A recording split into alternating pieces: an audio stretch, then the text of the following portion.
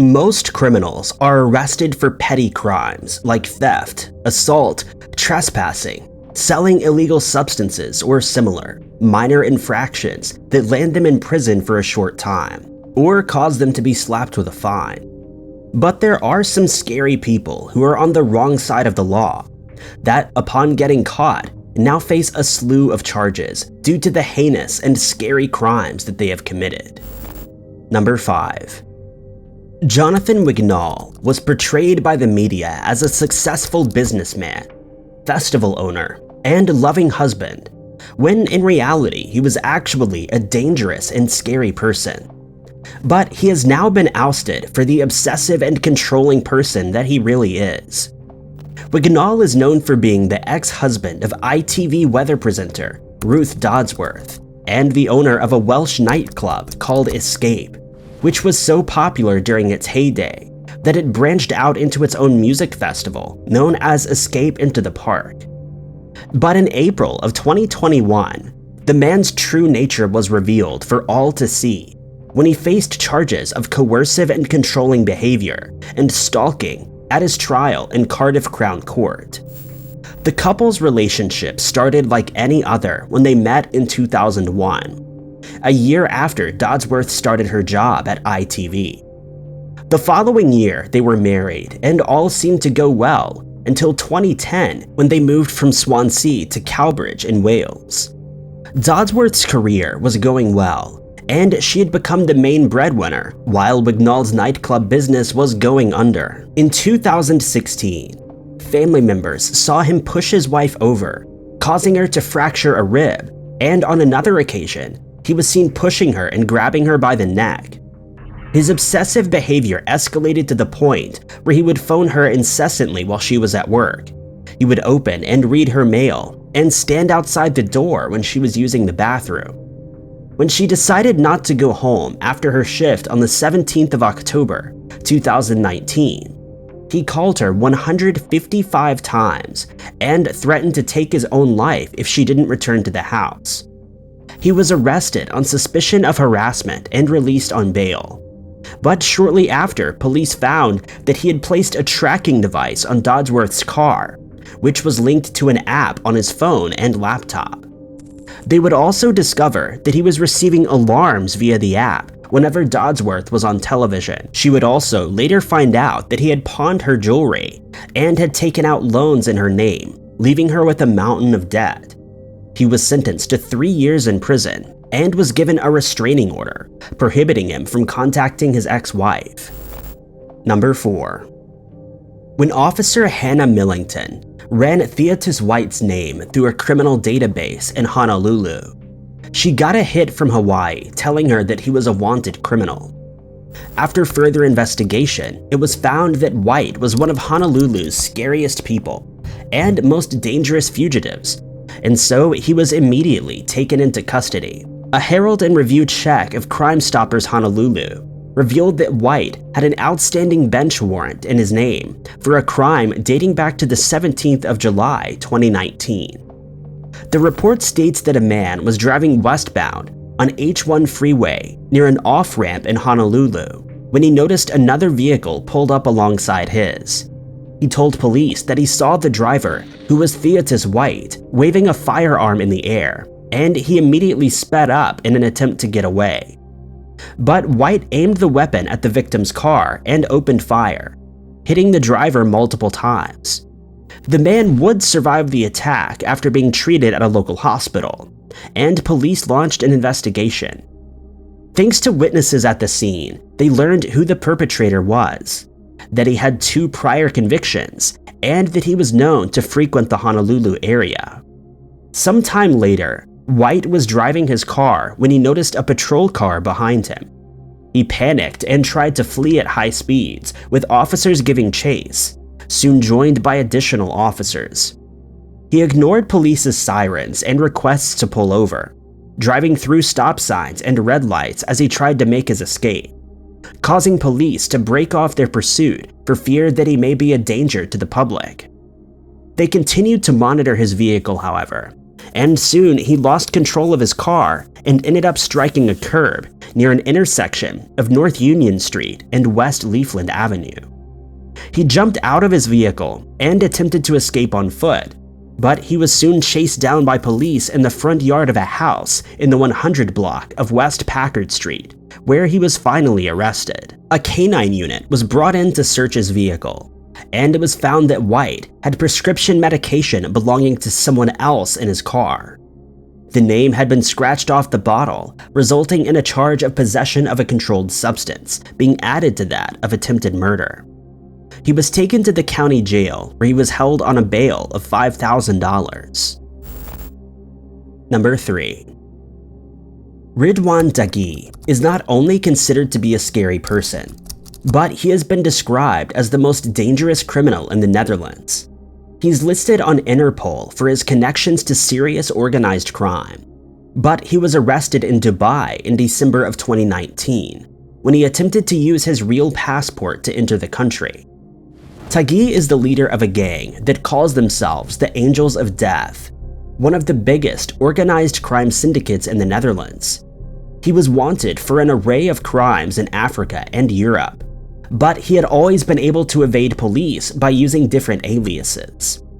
He gained international notoriety when a Dutch lawyer for a state witness in a case against him had his life ended near his house in Amsterdam in September of 2019. The witness was a former accomplice of De Gea's, who was due to testify against him. De Gea then started trafficking illegal substances into Europe through Morocco and South America, raising his criminal profile even further.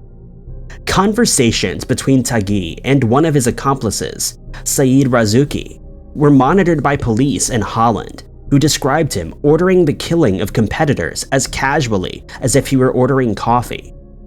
Close to 100 digital and financial experts were employed in the investigation, and before long, De Gea was placed on Europe's most wanted list. But he managed to fly under the radar by changing his looks and identity every few months, and for the next 10 years he would evade capture, constantly using false passports and visas. But in December of 2019, police raided a villa in Dubai, and his luck finally ran out, ending the manhunt once and for all.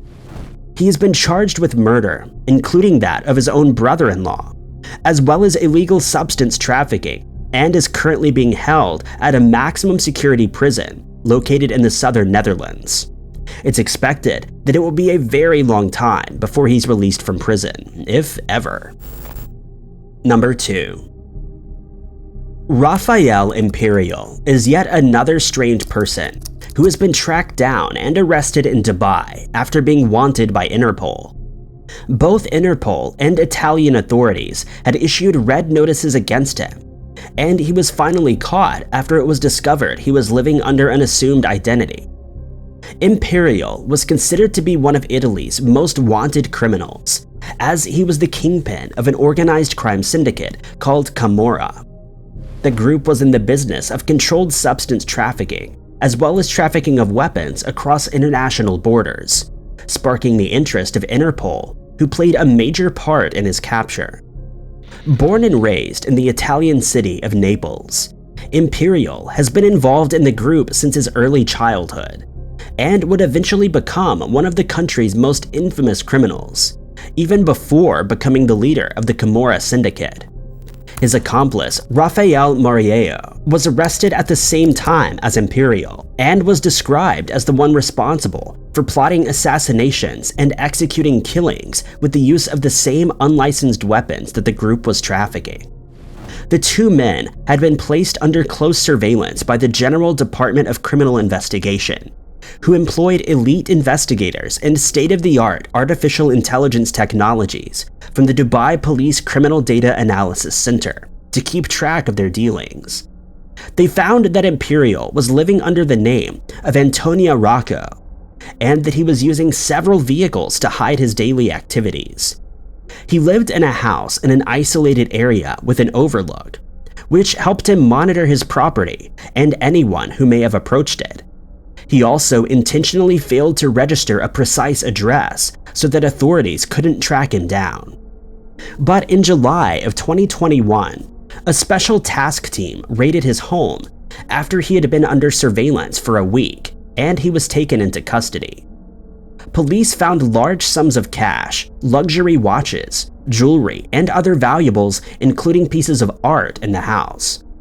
Both men have now been transferred to the public prosecution, who will be responsible for determining the means of their extradition back to Italy under existing international agreements.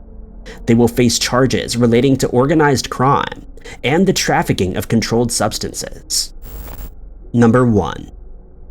Fair warning, the pronunciations of the names in this entry probably aren't going to be the best, but Jatinder Verma was one of the most wanted and scariest criminals in India.